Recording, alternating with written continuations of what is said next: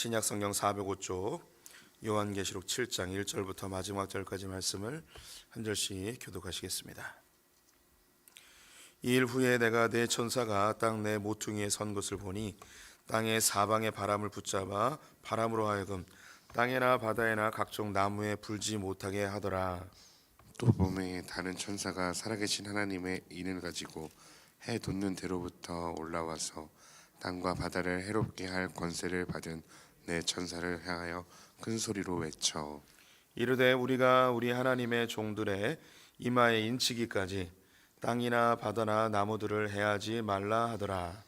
내가 인침을 받은 자의 수를 들으니 이스라엘 자손의 각 지파 중에서 인침을 받은 자들이 14만 4천이니 유다 지파에 인침을 받은 자가 1만 2천이요 루벤 지파 중에 1만 2천이요 갓 지파 중에 1만 2천이요 아셀 지파 중에 1만 2천이요 납달리 지파 중에 1만 2천이요 브나세 지파 중에 1만 2천이요 시므온 지파 중에 1만 2천이요 레위 지파 중에 1만 2천이요 이세갈 지파 중에 1만 2천이요 스불론 지파 중에 1만 2천이요 요셉 지파 중에 1만 2천이요 베냐민 지파 중에 인침을 받은 자가 1만 2천이라.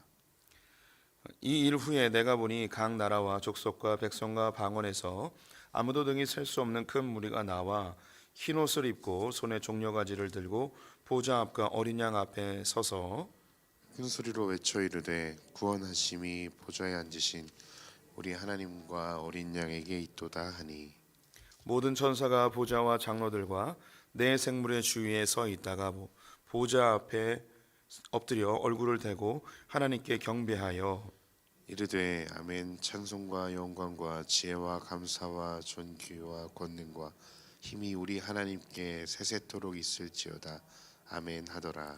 장로 중 하나가 응답하여 나에게 이르되 이 흰 옷 입은 자들이 누구며 또 어디서 왔느냐. 내가 말하기를 내 주여 당신이 아니시나이다 하니 그가 나에게 이르되 이는 큰 환난에서 나오는 자들인데 어린 양의 피에 그 옷을 씻어 희게 하였느니라.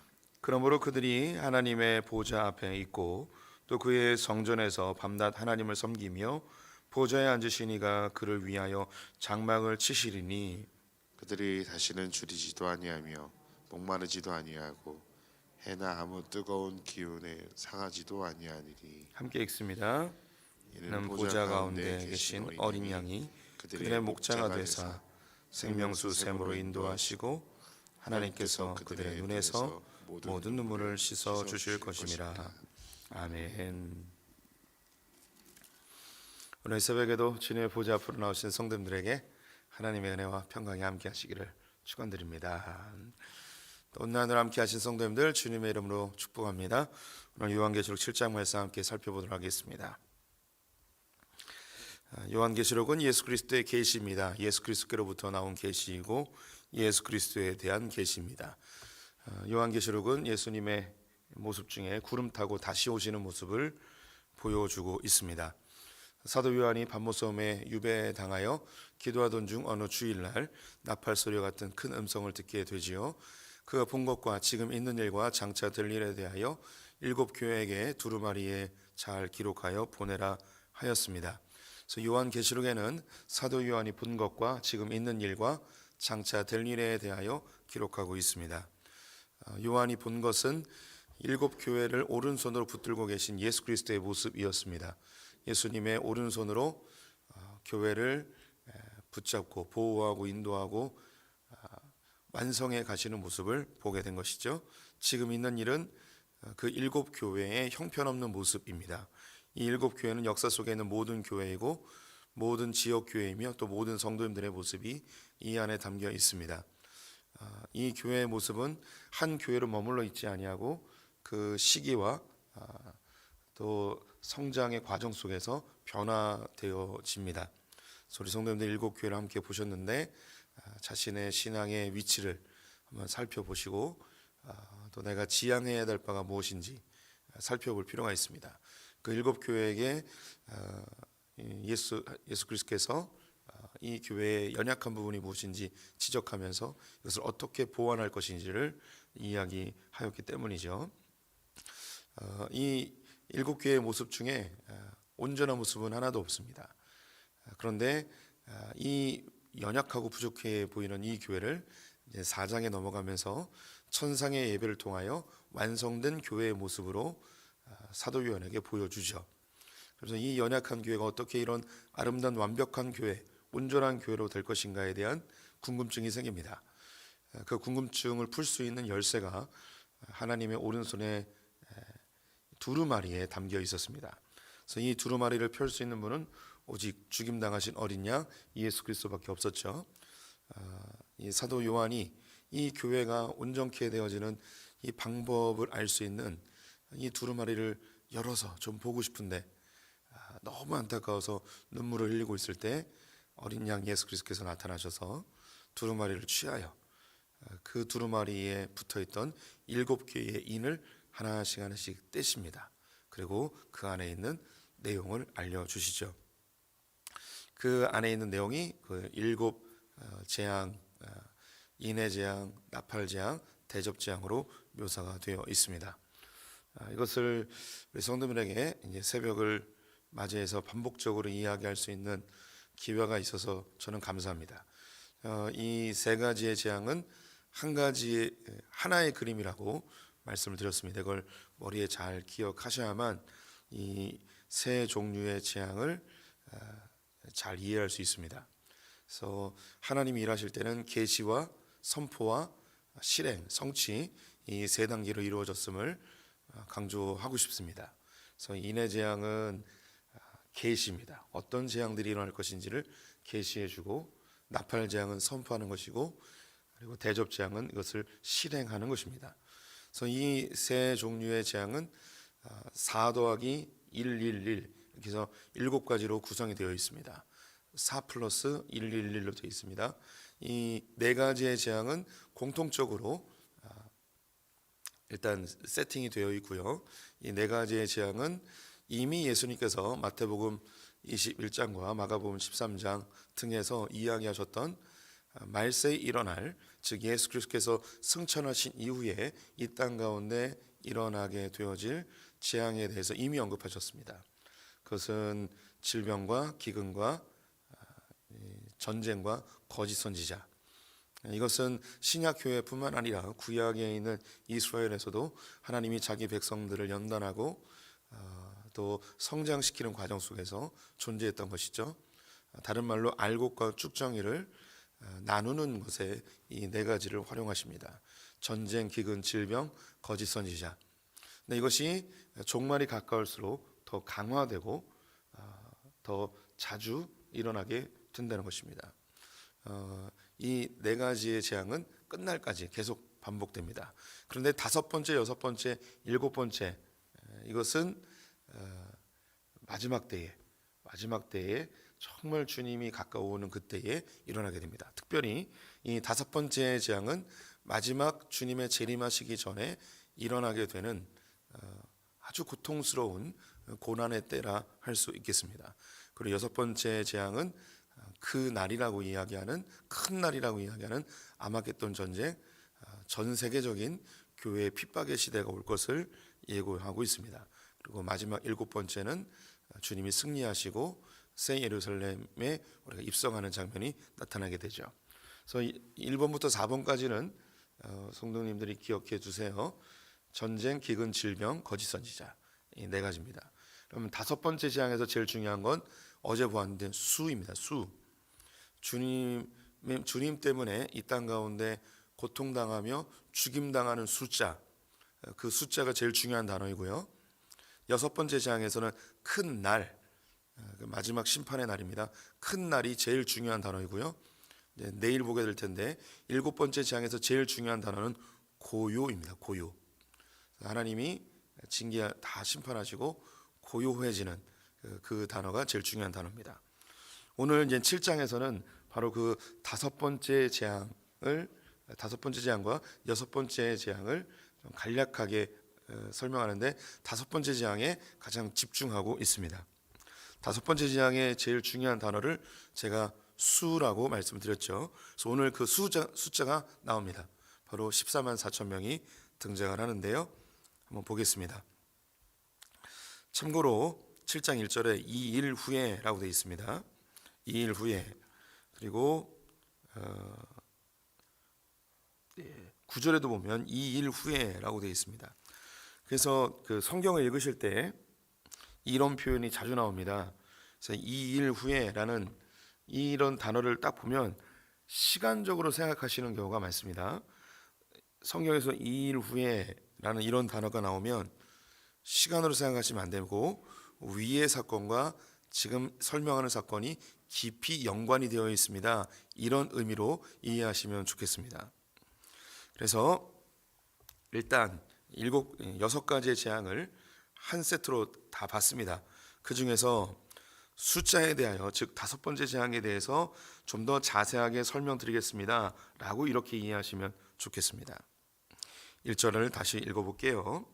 이일 후에 내가 내 천사가 땅 내 모퉁이에 선 것을 보니 땅의 사방의 바람을 붙잡아 바람으로 하여금 땅에나 바다에나 각종 나무에 불지 못하게 하더라.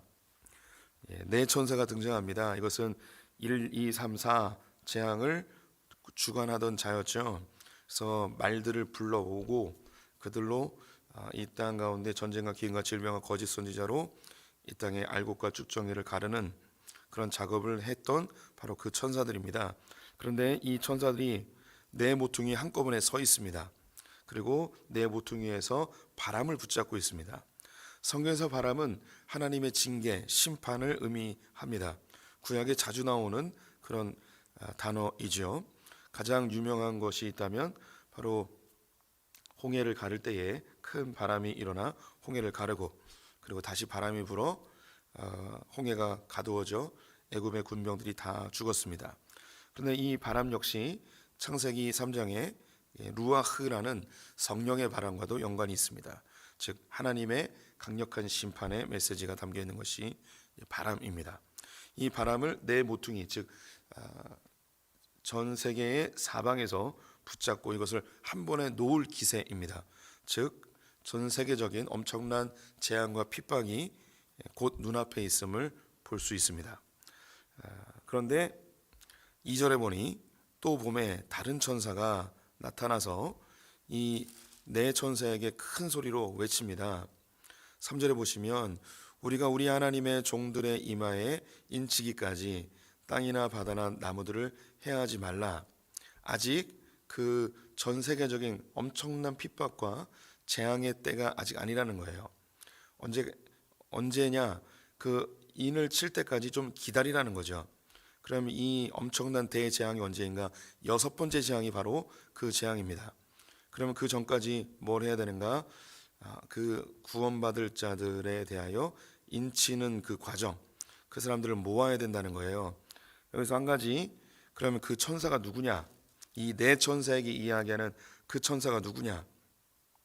2절에 보시면 또 봄에 다른 천사가 살아계신 하나님의 인을 가지고 라고 되어 있습니다. 앞으로 요한계시록 보면서 이 다른 천사, 네 천사 말고 다른 천사가 자꾸 나옵니다. 뭘 얘기하다가 또 갑자기 다른 천사가 또 나오고 더 큰 천사가 나오고 또 다른 천사가 자꾸 나와요. 이 천사가 누군가? 요한계시록이 자물쇠로 잠겨 있는데 이걸 열어야 됩니다. 그런데 여는데 힌트를 자꾸 줘요. 2절에서도 이 다른 천사가 힌트가 나와 있습니다. 살아계신 하나님의 인을 가지고 우리가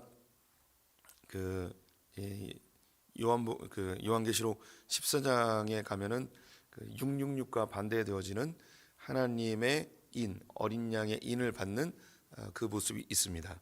그 인을 가진 거예요. 인을 이마에 찢는 거죠. 이 14만 4천 명의 숫자의 인을 맞는 것이 14장에 다시 나와요. 그러면 이 인을 누가 칠까요? 힌트를 주는 거예요. 성경을 쭉 읽어온 사람들은 믿는 자들에게 인을 주는 사람이 누군지 압니다. 예수 그리스도입니다. 예수님이 직접 인을 주시는 거죠. 뒤에 보면 이제 목자라는 단어가 또 나옵니다. 이것도 우리가 이미 알고 있고 또 이스라엘 백성들은 너무나 익숙한 양의 목자는 그 양들의 주인이 누구인지 그 귀와 이마에 인을 찍습니다. 그래서 이 양의 주인은 하나님이고 목자는 예수 그리스도이십니다. 이 목자가 인을 칩니다. 그래서 이 양이 주인의 것임을 표현해 주는 것이죠. 그래서 이 다른 천사, 성경을 읽는 사람들은, 그냥 요한계시록을 처음 보는 사람들은 전혀 이해하지 못하는 단어들로 성경을 읽을 수 있는데 해석할 수 없는 그런 것들로 만든 게 묵시록의 특징입니다. 그런데 성경을 쭉 읽고 성경의 내용을 차곡차곡 잘 배운 사람이면 이 다른 천사라고 했을 때 예수 그리스도임을 알 수가 있습니다. 우리 성도님들이 다른 천사 예수 그리스도인지 몰랐는데 라고 생각하는 분들 괜찮습니다. 예, 지금 알면 됩니다. 예. 그리고 이렇게 인을 쳤는데 그 숫자가 14만 4천 명입니다. 그래서 14만 4천 명을 설명하고 있는데요. 12지파에서 12,000명씩 12지파에서 14만 4천 명이 됩니다. 12,000이라는 것이 12 곱하기 1000입니다. 12 곱하기 1000. 12는 완전 숫자이고 1000 역시 완전 숫자입니다. 10 곱하기 10 곱하기 10, 10이 3번 반복되기 때문에 완전 숫자입니다. 구약에서 만이라는 숫자는 존재하지 않습니다. 즉 공이 4개 붙어있는 만이라는 숫자를 사용하지 않고 1000이라는 숫자를 사용을 합니다. 그래서 완전수를 의미하는데요. 그래서 12만 명은 12,000명은 완전의 완전을 의미합니다. 그래서 12지파 중에서 없는 지파가 있고 있는 지파가 있는데요. 없는 지파는 단지파가 없어졌고요. 에브라임 지파가 없어졌습니다. 단지파는 여호수아 이후에 땅을 분배받았는데 블레셋 지방 근처에 땅을 분배받았다가 블레셋과 계속 영토 전쟁으로 인해서 그들이 너무 피곤하였는지 저 북쪽 지방으로 주인 없는 땅으로 가서 거기에 있는 토착민들을 다 학살하고 그 땅을 얻게 되었습니다. 자기에게 주어진 그 분깃을 포기하고 다른 곳에 갔다가 역사 속에서 자연스럽게 사라지게 됩니다. 에브라임 지파는 여호수아가 포함되어 있던 지파였는데 에브라임 지파가 이름이 요셉 지파로 바뀌게 됩니다. 원래는 여호수아와 함께 장자 역할을 감당했어야 하는데 야곱 역시 에브라임 지파에게 장자의 축복을 주었죠. 근데 장자 역할을 하지 못하여서 그 이름을 이제 삭제해 버리고 요셉이라는 이름으로 변경하여 사용하는 그런 수치를 당하게 됩니다. 여기서 이 12지파의 14만 4천 명이 누구인가?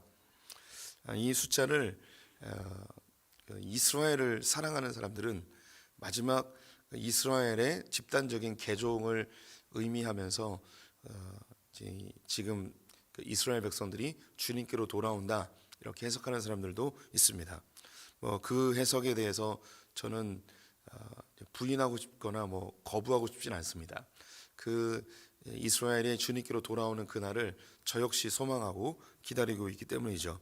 하지만 오늘 이 본문에서 이 14만 4천 명은 구약 이스라엘로 보는 것이 더 옳습니다. 구약의 이스라엘, 즉 구약 교회의 충만한 숫자, 주님이 선택한, 주님의 택함 받은 구약의 충만한 숫자를 이 14만 4천 명으로 해석하는 것이 저는 더 옳다고 생각이 듭니다. 또한 이 구약의 이스라엘 말고 또 신약의 이스라엘이 있겠죠. 그 신약의 이스라엘도 등장을 합니다. 9절 말씀에 이 일 후에 내가 보니 각 나라와 족속과 백성과 방언에서 아무도 능히 셀 수 없는 큰 무리와 흰옷 입고 손에 종려나 가지를 들고 보좌 앞에 어린 양 앞에 서서 큰 소리로 외쳐 이르되 구원하심이 보좌에 앉으신 우리 하나님과 어린 양에게 있도다. 이 구약의 14만 4천 명이 등장을 하고 그 사람들 후에 각 나라 족속과 백성과 방언에서 아무도 셀 수 없는 큰 무리가 나와서 흰옷을 입고 종려나무 가지를 들고 예수 그리스도에 대하여 찬송하고 있습니다. 이 예수 그리스도에 대한 찬송에 대하여 천사들과 보좌에 있는 장로들과 내 생물들도 화답을 하고 있는데요. 그 장로들 중에 한 명이 요한에게 묻습니다. 이 흰옷 입은 사람들이 누군지 아느냐? 어디서 왔는지 아느냐? 요한이 당연히 알 수 없죠. 그래서 당신이 아십니다 라고 이야기하면서 14절에 이 흰옷 입은 자들이 누구인지 설명하고 있습니다. 14절 후반부에 이는 큰 환난에서 나온 자들인데 어린 양의 피에 그 옷을 씻어 희게 하였느니라. 이 각 나라와 족속과 방언과 백성들 가운데서 셀 수 없는 큰 무리가 흰옷을 입고 주님께 나와서 찬송하고 있는데 이들은 바로 환난 가운데서 믿음을 지킨 하나님의 백성들, 즉 신약의 교회입니다. 그래서 이 마지막 천상의 잔치자리 하나님의 보좌 앞에서 주님께 찬송하는 자들이 누구인가? 구약의 이스라엘과 예수 그리스도를 믿고 환난 가운데 믿음을 지킨 신약의 교회가 그 마지막 천국에서 함께 예배드리는 그 모습을 보여주고 있지요. 그리고 이제 6번째 재앙을 간략하게 이야기하면서 이제 7번째 재앙으로 넘어가는데요. 그 6번째 재앙이 뭐냐면 이것은 나중에 요한계시록 18장과 19장과 20장에 등장하는 내용입니다. 이들이 그 천국에서 15절부터 17절까지 제가 쭉 읽어보겠습니다. 그러므로 그들이 하나님의 보좌 앞에 있고 또 그의 성전에서 밤낮 하나님을 섬김에 보좌 앞에 앉으신 이가 그들 위에 장막을 치시리니 그들이 다시는 줄이지도 아니하며 목마르지도 아니하고 해나 아무 뜨거운 기운에 상하지도 아니하리니 이는 보좌 가운데 계신 어린 양이 그들의 목자가 되사 생명수 샘으로 인도하시고 하나님께서 그들의 눈에서 모든 눈물을 씻어 주실 것입니다. 이것은 요한계시록 20장에 보면 새 예루살렘이 완성되고 즉 모든 구원받은 자들이 혼인잔치에 참여하고 그들에게 주어질 상급이 나타나는 것입니다. 눈물이 다 씻겨지고 주님의 성전 보좌 앞에서 함께 예배하며 먹고 마시고 줄이지도 않고 목마르지 아니하고 생명나무의 양식으로 줄이지 않고 그 생명수의 샘에서 먹는 물로 목마르지 아니하는 그 천국의 아름다운 모습을 보여주고 있습니다. 오늘 이 7장에서 가장 중요하게 이야기하는 것은 바로 그 숫자입니다. 마지막 때가 가까울수록 더 강하고 더 심각한 그런 재앙들, 즉 우리의 신앙의 환난들이 다가오게 될 텐데 마지막 엄청난 큰 재앙, 전 세계적인 배교와 전 세계적인 고난의 때가 다가오는 그때가 올 텐데 그때가 언제냐? 주님이 구원받은 자들을 다 구원하는 그때. 이것은 이미 예수님이 언급하셨습니다. 언제 주님이 오시는가? 이 복음이 땅끝까지 이르를 때에 마지막 때가 올 것이라고 주님이 말씀하셨죠. 이것이 참 신기한 게 하나님 나라가 확장될수록 사단의 공격은 더 강해집니다. 또 언제 주님이 오시는가? 반대 표현이 있습니다. 죄가 관영할 때, 이 세상에 죄가 가득 찼을 때 주님께서 심판하십니다. 이것이 같이 가는 거예요. 복음이 땅끝까지 이르렀을 때와 죄가 관영할 때가 주님이 심판하는 같은 때입니다. 그래서 복음이 점점 확장되고 점점 더 충만해졌을 때 이 세상은 죄가 더 많아지고 더 주님께 극렬하게 주님을 대적하는 일들이 나타나게 됩니다. 우리 성도님들은 어떠신가요? 지금 이 세상이 얼만큼 주님의 복음이 확장되신 것 같습니까? 또 반대로 얼만큼 세상이 죄가 가득 차 있는 것 같으십니까? 제가 조심스럽게 판단해 보건대 아직 주님이 오실 때는 아닌 것 같습니다. 제가 살아있는 동안에는 주님이 오실 것 같지 않습니다. 어떤 자들은 1992년에 온다고 했고 99년에도 온다고 했고 2013년에 온다고 했고 이렇게 온다는 날짜가 너무 가깝게 이야기하기도 합니다. 주님이 곧 내일 오신다는 생각을 가지고 우리는 살아야 하지만 아직 복음을 듣지 못한 자들이 이 땅 가운데 아직 많이 있습니다. 구원받을 자들이 아직 남아 있고 또 이 세상에 아직 교회가 심각한 위해를 당하고 있지는 않는 것 같습니다. 그래서 주님 오신 날은 좀 멀리 있는 것 같긴 한데, 그러면 이 상황에서 우리는 뭘 할 것인가? 우리 성도님들 복음 증거에 힘 쓰셔야 됩니다. 또한 교회가 핍박당하고 또 우리 믿음을 해야 하는 수많은 유혹과 이 세상의 풍조에 대해서 이상히 여기지 마십시오. 너무 분노하지 마십시오. 동성애 집회가 있는다거나 혹은 차별금지법이 혹시 국회에서 통과되거나 혹은 교회가 심각한 위해를 당할지라도 너무 이상하게 생각하지 마시기 바랍니다. 이것은 주님이 오실 때에 당연히 일어나는 일들입니다. 그때 우리가 해야 될 것은 무엇인가? 이 세상의 풍조에 휘말리지 말고 더 견고히 믿음을 지켜야 됩니다. 누가 저 천국잔치에 참여하게 될 것인가? 누가 그 구원받은 숫자에 동참하게 될 것인가? 제가 14절 말씀 다시 읽어보겠습니다.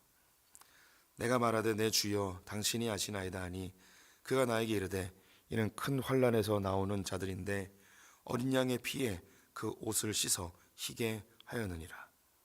17절 말씀 하나 더 읽겠습니다. 이는 보좌 가운데 계신 어린 양이 그들의 목자가 되사 생명수 샘으로 인도하시고 하나님께서 그들의 눈에서 모든 눈물을 씻어 주실 것임이라. 아직 우리가 엄청난 재앙을 경험하진 않고 있습니다. 제가 살아있는 동안에는 주님 다시 오시지 않을 거라고 그렇게 예상은 하였지만 제 예상이 틀릴 수도 있습니다. 우리 당대에 이런 엄청난 재앙이 다가올 수도 있습니다. 우리 자녀들이 이런 시대를 살아갈 수도 있습니다. 이 환난을 통과하여 주님의 흰옷 입고 저 천국에서 주님의 이름을 마음껏 부르는 그날이 우리에게 오기를 간절히 소망합니다. 또 우리 자녀들이 그 자리에 함께 있었으면 좋겠습니다. 그때 우리의 이 고난을 아시는 주님께서, 목자 되신 주님께서 우리 눈물을 닦아주시고 목마르지도 아니하고 줄이지도 아니하는 저 천국에서 영원한 삶을 살길 간절히 소망해 봅니다. 우리 어떤 시련과 어떤 재앙이 올지라도 믿음 잘 지키는 우리 성도님 되시기를 주님의 이름으로 축원드립니다. 기도하겠습니다. 하나님, 세상의 주관자 되신 주님을 찬송합니다. 지금도 구원할 자들을 찾으시며 주의 자녀라 인치시는 주님 감사합니다. 우리가 주님의 자녀로 인침받았음에 감사합니다. 내 안에 성령이 이것을 확증시켜 주시니 감사합니다. 하나님, 우리의 당대에 극한 시련과 재앙이 찾아올지도 모르는 그런 위기도 있지만 하나님, 우리가 끝까지 믿음 지키는 하나님의 백성들 되게 하여 주시옵소서. 간절히 소망하기는 우리의 자녀들 역시 이 믿음을 지켜 저 천국에서 함께 주님을 찬송하며 주님께서 주시는 생명수와 양식을 먹으며 함께 영원히 살 것을 간절히 소망해 봅니다. 하나님, 우리에게 믿음을 더하여 주시옵소서. 오늘 하루를 주님께 의탁드리며 예수님의 이름으로 기도드렸습니다. 아멘.